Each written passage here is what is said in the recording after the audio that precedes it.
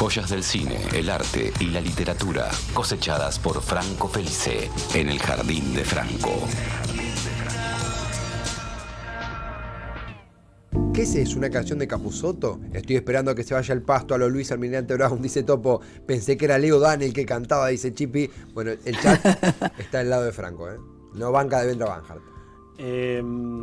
Lo pondría de fondo en alguna fiesta que quiero que se vayan todos, nada más. Nosotros estábamos en otra porque Nené, les hablamos a Nené que nos trajo dulces venezolanos. Sí, riquísimo, es lo más dulce que probé, Sí, lo más rico, más dulce que probé y viene de Venezuela. Totalmente. Tierra de Shakira. Tierra de Dross. Tierra de Dross, sí, sí. Me suena a tierra de Dios, tierra de Dross. Empezás a hablar de países y decís, bueno, ¿de dónde viene? Vamos a empezar a tirar referencias. Efectivamente.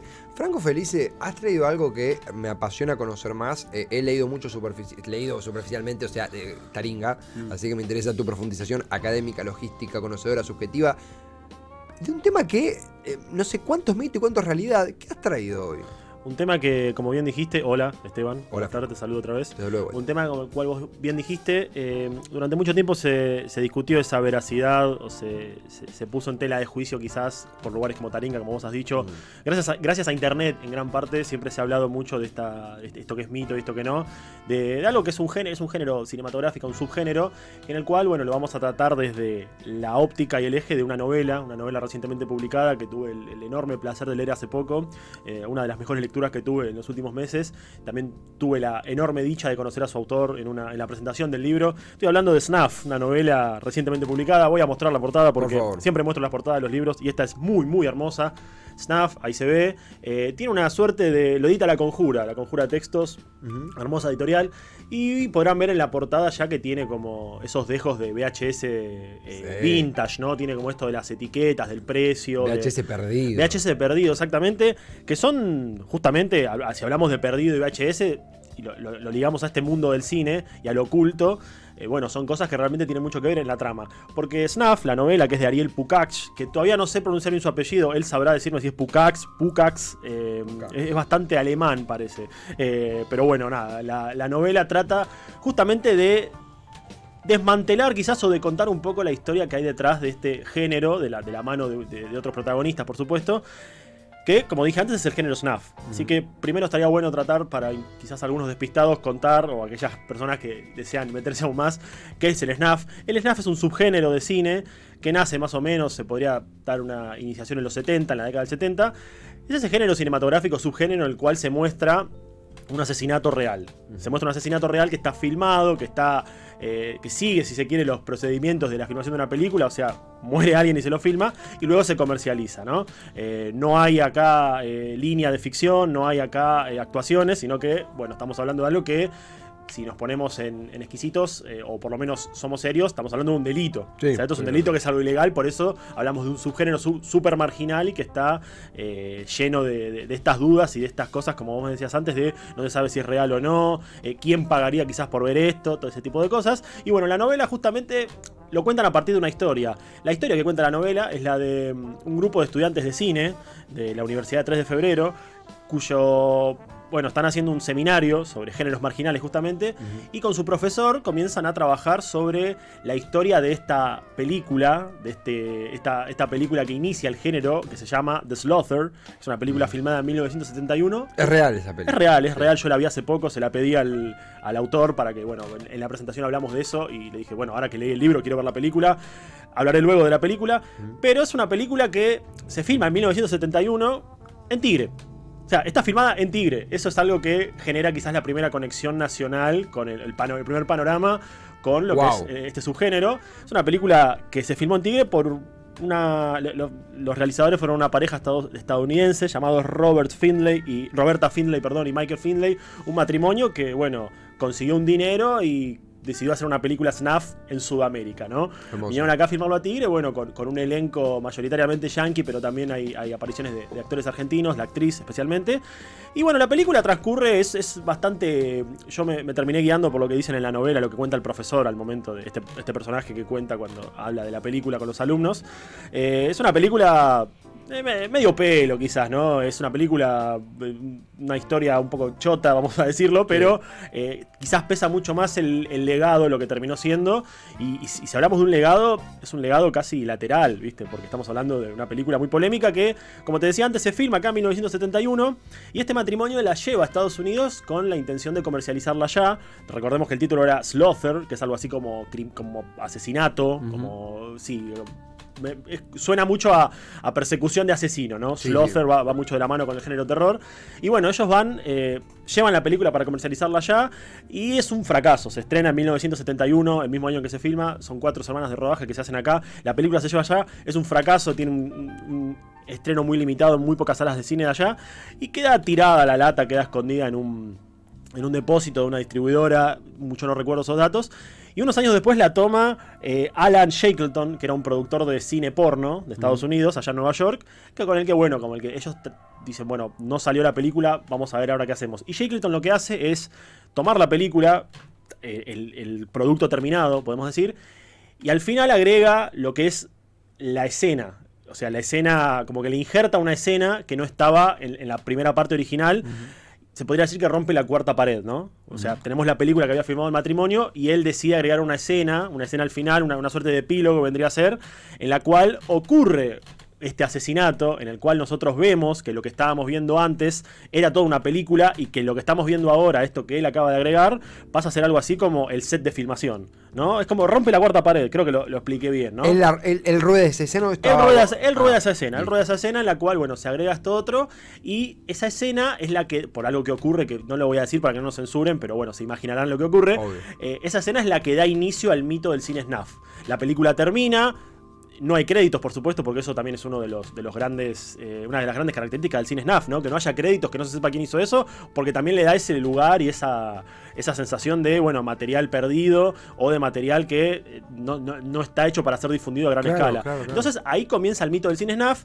Y volviendo a la novela, esto es lo que los estudiantes de este seminario, sobre todo, bueno, la narradora es Brenda, que es la protagonista y es una de las alumnas del ciclo, van contando que están en ese seminario con este profesor, con Sergio, y el trabajo de fin de curso, lo que necesitan ellos para recibirse es, bueno, van a hacer un documental y deciden hacer un documental sobre Snuff, sobre esta película que, como te dije antes, Slaughter, pasa a llamarse Snuff cuando le agregan esta escena, ¿no? Es una película que cambió de título, por así decirlo. Lo que ha hecho La pareja en Tigre, una película medio pelo. Medio pelo, sí, una película con dosis de terror. La tunearon para hacer Snuff. Exactamente, y se terminó llamando Snuff, que a su vez comparte el nombre con el subgénero, ¿no? Tenemos la película comparte el título con eso. Y bueno, estos alumnos se proponen hacer un documental con eso, comienzan a investigar, tratan de buscar a los actores, a los que saben, porque recordemos que sin nombres es todo muy difícil, pero van buscando algunas puntas, y se va haciendo algo que me parece a mí que es el gran mérito de la novela, que es uno va viendo cómo los alumnos van construyendo este documental, cómo se van a las locaciones en Tigre donde se filmó la película, cómo se van a diferentes lugares, cómo hablan con diferentes personas para darle forma a este documental. Y uno empieza a sentir ahí, o al menos me pasó esto a mí, y por lo que leí en algunas reseñas lo hemos compartido, se empieza a poner cada vez más incómoda la novela. La novela empieza a ser incómoda, pero es esa incomodidad que te seduce, esa incomodidad que te impide soltar el libro y que uno dice, bueno, acá quiero ver qué es lo que va pasando, y se va poniendo todo cada vez más oscuro, tanto en lo que refiere al género snuff, que es eso de lo que ellos siguen hablando en la novela, como también a lo que les pasa a ellos. Es como que la novela parte de la historia del género snuff, o sea, de la historia real de la filmación de la película, y también cuenta a su vez, y con mayor ímpetu, la historia de estos alumnos que están con este profesor tan particular haciendo este documental. Entonces se comparten un montón de visiones de lo real, e insisto, se va poniendo cada vez más áspero, hasta en un punto que, bueno, ocurren ya cerca del final, y en el final especialmente ocurren un par de cosas que ahí como que también pareciera que se rompe una cuarta pared, porque uno termina leyendo la novela y pareciera ser que está leyendo algo snuff. O sea, el argumento, ¿no? Parece que uno está leyendo algo que, una novela snuff, se puede decir, ¿no? Estamos hablando de eso. Pero realmente te vas cayendo como en este espiral absolutamente enfermo y obsesivo y medio morboso, te podría decir. Porque hay un morbo en la novela, que es un morbo que tanto uno lo ve en los personajes, en la protagonista, que si bien tienen sus reparos con algunas cosas, ellos nunca deciden abandonar nada y se siguen metiendo cada vez más, tanto ella como los otros personajes. Hay un eco como de tesis ahí. Hay un eco de tesis, exactamente como te dije, esto de la protagonista, que sabe que quizás lo que está viendo la repugna un poco, está esa abyección, pero que de todas formas quiere seguir. Y esto pasa mucho acá, y también nos pasa a nosotros como lectores. Yo realmente, mientras avanzaba en las páginas, porque es una novela que la leí en un día, iba diciendo... Tengo miedo con lo que dice en la siguiente página, pero lo quiero saber. Sí. O sea, me quiero horrorizar.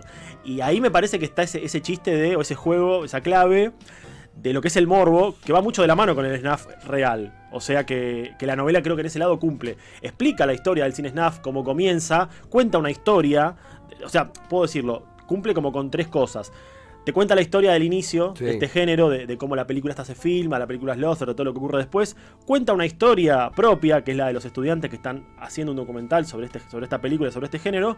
Y a su vez permite que el lector se sienta un poco parte de la lógica de lo que es ver una película snuff o de lo que es meterse en ese pequeño mundo, ¿no? Claro. Porque en un momento te empieza a generar esa sensación de estar manejando un material un sí. poco peligroso, pero que está buenísimo, ¿viste? Que no lo puedes soltar. Así que realmente, como te decía, es una novela que cumple con múltiples tareas. Totalmente.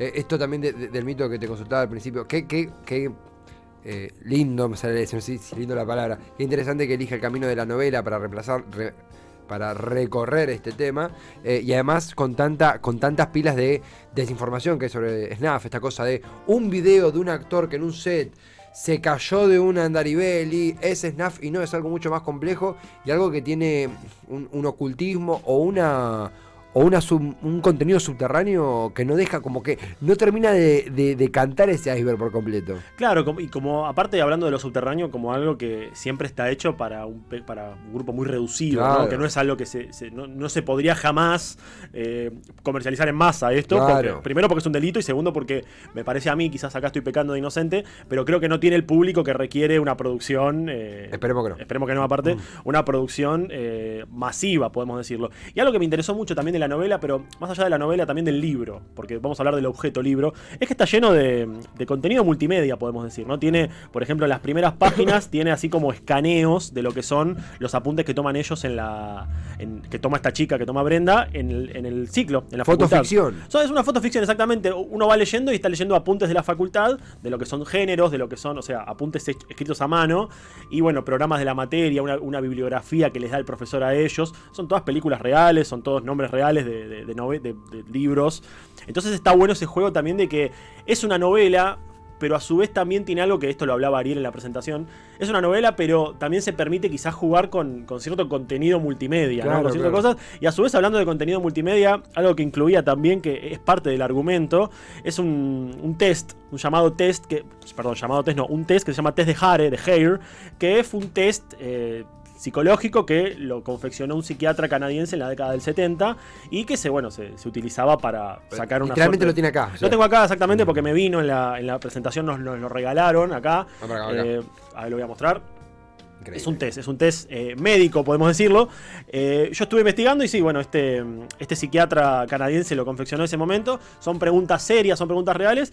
Y al final sale un puntaje, una puntuación, en la cual, bueno, para hacerlo quizás más atractivo hoy en día, se agregó una serie de referencias de personas tristemente célebres que hicieron ese test y qué puntaje les dio. El máximo de puntaje es 40. Entonces, por ejemplo, tenemos el caso de, ahora que está de moda, Jeffrey Dahmer, Sí. que sacó 23 de 40, Charles Manson, que sacó 36 de 40, y Ted Bundy, que sacó 39 de 40. Entonces la idea era, bueno, nos regalaron esto como para... No nos regalaron, vino con el libro, Claro. para que lo hagamos. Yo lo hice el otro día, me dio 31. O sea que estoy entre Charles Manson y Jeffrey Dahmer. Sos un poquito charmanzo. 31 de 40 me dio, así que... Sos medio sectario, sí. Yo no digo nada, yo me recurro a la ciencia acá, pero lo hice con mucho cuidado, mucha sinceridad. Había cosas que por ahí son incómodas de responder, pero Sí. vamos por la verdad, 31 de 40, así que nada. Y hay preguntas que van desde hábitos hasta posibles pasados delictivos. Exactamente, va por todos lados, va realmente por todos lados, son 20 preguntas. Y esto, como te decía, más allá de toda esta parte chistosa, esto aparece en la novela, de Claro. hecho los personajes lo hacen, y el mismo test al final de la novela tiene un desenlace o tiene una aparición que realmente es uno de los puntos que más me gustaron a mí de la novela. Y hablando de todo este contenido multimedia, de toda esta fotonovela y de estas pequeñas cositas que aparecen en el libro, algo que me interesó mucho, a mí que me gustó, es que todas las páginas de la novela tienen, desde que comienza hasta que termina, tienen el logo de una batería arriba, como de una pila, Sí, como que se va una batería acabando. del celular que se va acabando. o sea, cuando comienza la novela está llena y a medida que uno va pasando de páginas, la batería de esa pequeña pila, ese logo que es el mismo del celular, va bajando hasta que al final, bueno, se queda sin batería. Y eso parece algo alusivo quizás a lo que es la filmografía, a lo que es el mundo del cine, pero uno se da cuenta que también tiene que ver con lo que está leyendo. O sea, uno está leyendo y va viendo que la batería cada vez se va gastando más, y cuando termina y sabe lo que pasa al final, ve que la batería está vacía, bueno, tiene un sentido. No es meramente estético, en ese caso voy. Entonces, insisto, funciona como gran contenido multimedia, gran novela que cuenta una gran historia y que explica también una historia real. Es un combo maravilloso. A mí realmente que es una de las novelas que más me gustaron y por eso estaba tan nervioso, podría decir. Estamos atravesando una semana de nervios. Sí, entonces yo también tenía que venir y hablar de uno de los libros que más me gustaron en mucho tiempo y uno de los temas más fascinantes que hay para mí. Entonces quizás si me apuré o algo, bueno, es culpa de la selección. No, es muy claro. Pensaba también lo que debe ser confeccionar Ariel Pucax. Para Ariel Pucax, un libro de este estilo para cualquier persona que se embarque en esto, porque realmente es administrar material que es ilegal. Entonces, claro, ¿dónde está la frontera? Claro, uno como que tiene que nutrirse quizás de ciertos materiales. Claro. Y a su vez, bueno, ¿cómo cuento esta historia? Porque si no sería muy fácil hacer un libro, un ensayo sobre la historia del SNAF, ¿no? Claro. Que está muy bien seguramente, pero acá lo que él hace es como que da un paso más y se fija, bueno, vamos a hablar del SNAF desde una superficie, pero también quiero contar una historia. Entonces, cuando te das cuenta que la historia, la ficción, lo que se cuenta, la ficción que ahí está escrita, te termina también contando sobre el origen del SNAF, está como ese doble placer, ¿no? Esto está buenísimo en la novela. Y aparte otra cosa que quería mencionar, bueno, es que en la portada de la novela, el lema de la novela, la frase referencial, es una novela que solo pudo haber sido escrita en Sudamérica, donde la vida no vale nada. Que eso es el subtítulo de la película SNAF, digamos, el afiche de la película cuando se estrenó, decía una película filmada en Sudamérica donde la vida no vale nada. Recordemos que el matrimonio de los Findlay la filmó acá en Tigre. Así que cuando quieran ir a Tigre a buscar, podemos ir a los sets de filmación. Averigüemos dónde están y vamos. Acá en la radio hemos Si alguien hablado se copa, vamos. de un reality triple X que se hizo en Tigre, de Víctor Maynard. Sí, de Víctor Maynard, sí. Y ahora de una película que luego se tornaría SNAF, rodada en El Tigre. origen del SNAF nació en Tigre. Porno y SNAF. Porno y SNAF, sí, mirá. eh, Nuestras madres estarán orgullosas. Muy lindo para mi familia que está escuchando. Sí. Franco, es interesantísimo realmente. Sabía que hace tiempo me has hablado de este libro y esperaba esta columna con muchísimas ansias. Es no solamente una base para conocer el SNAF, sino también una desmitificación. Claro, conocer el SNAF quizás suena fuerte. Suena fuertísimo, sí. Claro, pero como meter quizás el pie en la pileta de ver, bueno, qué fue esto, qué fue lo que pasó y después, bueno, cada uno hará lo que quiera con su vida. Claro. Pero la novela realmente tiene ese frenetismo y tiene ese dinamismo y tiene esa electricidad que permite entender algo, permite conocer una historia y que a su vez te termina, en mi caso, llamando más la atención y queriendo ver cosas que, a ver, a mí me pasó que le dije, quiero ver la película ahora, la terminé viendo y bueno, complementó mucho a la lectura. Quizás cuando uno no es necesario, por supuesto, ver la película para leer el libro, no, pero en mi caso, que me dio mucha curiosidad, dije, ahora la quiero ver y bueno, me ayudó. Franco, sé que el objetivo no era solo distractorio, sino que es contenido, pero has logrado. Mira, ahí tenemos la imagen, el póster. Claro, póster. Está el póster de SNAF de la película, bueno, una vez finalizada. The film that could only be made in South America, where life is cheap. Ya, ahí sería como la vida no vale nada. La vida no vale nada, exactamente, claro. Wow. Franco, sé que el fin no era solo distractorio, sino contenido, pero no solamente nos has puesto la cabeza lejos del partido, sino que has traído un tema que nos ha dejado... No es poca cosa. No, gracias. Para nada. Y aparece mi señora madre en el chat diciendo hola. Ah, ¿qué tal? Hola, estamos hablando de Cine Snap con Franco. ¿Lo conoces? Franco, gracias por tamaño... Que ese chico no venga más a comer. Claro. Tevi, después hablamos. Claro. La saludamos a mi señora madre. Franco, gracias por tamaña columna. ¿Cuento con vos para el cierre del programa? Contás conmigo. Y bueno, gracias a vos. Y Ariel, de vuelta por las palabras que hemos intercambiado sobre la novela. Realmente un material que, como te dije alguna vez de algún otro libro, son esas cosas que uno espera que salgan en algún momento, porque es un tema que a mí personalmente me apasiona y me da mucho interés. Doy fe. Sabía algo de la historia de Slaughter, pero ahora me terminé de empapar en todo el asunto. Con esta gran novela, como lo dije, lo edita La Conjura, así que el libro se consigue por ahí. Es un libro que salió hace menos de un mes. Más que la recomendación para leerlo y meterse en esta historia interesante, cruel y fascinante sobre todo. Así que SNAF de Ariel Pucax, todo suyo. El Jardín de Franco, con Franco Felices.